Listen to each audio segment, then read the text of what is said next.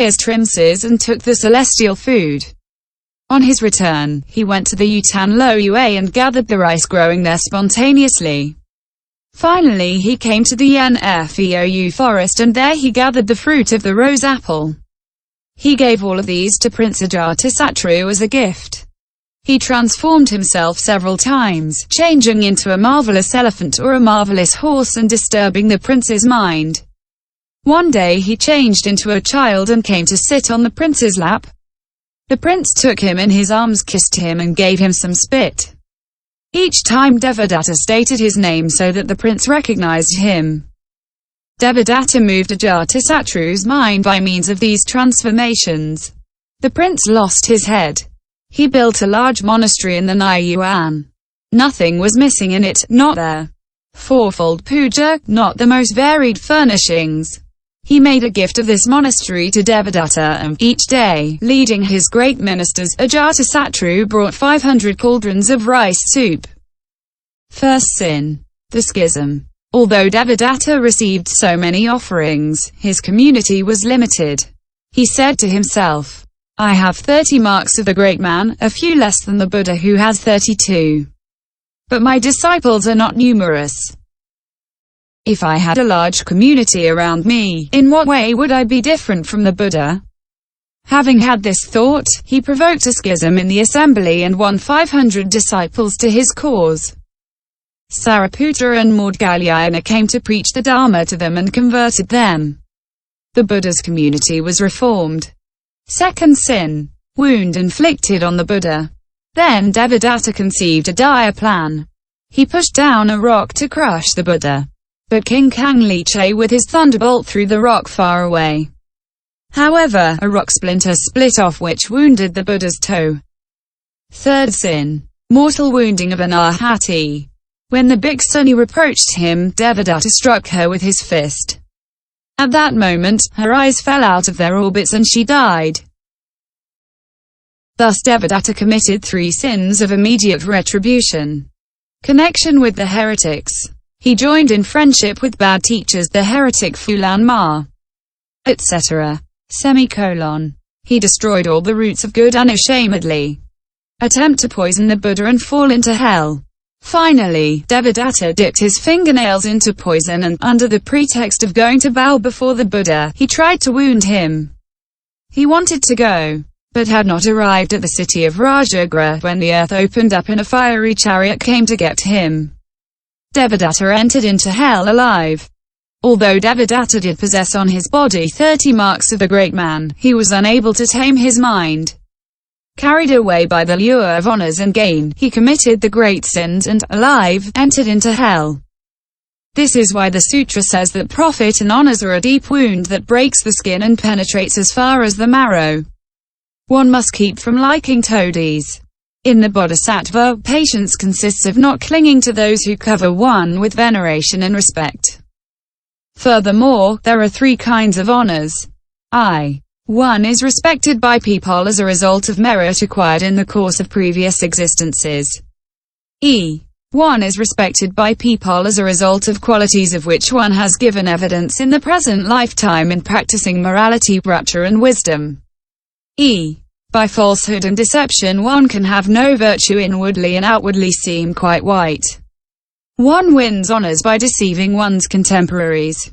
In the face of these 3 kinds of honors, the Bodhisattva has the following thoughts. 1. Presently I am enjoying these honors as a result of the merits that I diligently cultivated in my previous existences. This is the natural result of my diligent activity. Why feel proud? What has been planted in spring is harvested in autumn. Why be proud of what happens naturally? Having thought thus, the Bodhisattva disciplines his mind and feels neither attachment nor pride. 2. If the honors that he enjoys are due to he qualities of which he has given evidence in the present lifetime, the Bodhisattva has the following thoughts. It is thanks to wisdom that I know the true nature of dharmas and that I have cut through the fetters. It is as a result of my qualities that these honors come to me. I have no part in it. Having thought thus, he disciplines his mind and feels no pride. He says, actually, it is my qualities that people love, not me. The trick of the Kasmirian.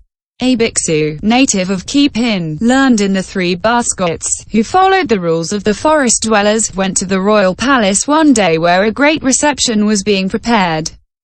The gatekeeper, seeing the coarseness of his garments, closed the gate and refused him entry. This happened several times. As a result of the coarseness of his dress, the bhiksu was not allowed to enter. He had recourse to a trick. He borrowed a fine robe and went back to the palace. Seeing him, the gatekeeper allowed him to enter without stopping him. The bhikshu entered the gathering and was given all kinds of delicate food. First he made offerings to his robe and, as the guests asked him why he was doing that, he answered, "I came several times and was refused entry.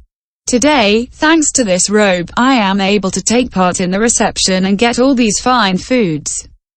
Since it is actually to my robe that I owe them, I am giving them to my robe." The ascetic who obtains honors while practicing virtue, morality and wisdom likewise says to himself that he owes these honors to his qualities and not to himself. This consideration is a mental discipline called patience. 3. To obtain honors by falsehood or deception is to inflict unbearable torture on oneself. One should say, by obtaining honors by means of deception I am no different from brigands and thieves who get their food by means of petty theft. This is falling into the sin of deception. Not feeling any affection for the people who cover one with all kinds of honors, not exalting oneself constitutes patience toward beings. 2. Indifference toward benefactors. Question. For those who have not yet found the path, food and clothing are necessary. By what means can one find patience, not be attached and not love one's benefactors? Answer. Thanks to wisdom. By considering the impermanent nature, the painful nature and the selfless nature of things, one will feel a perpetual disgust for them. When a criminal is about to be executed, one may put tasty dishes in front of him, his family may come to console him, but he thinks only of death. Even if he eats the tasty dishes, he does not experience their flavor. Similarly, the ascetic who constantly considers impermanence and suffering can receive honors, but he is not attached to them at all. A gazelle, pursued relentlessly by a tiger, will not care for tender grass or delicious water even if it finds some.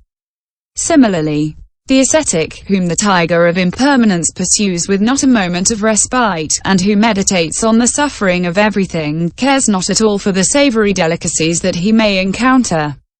This is why the ascetic is able to control himself before those who gratify him.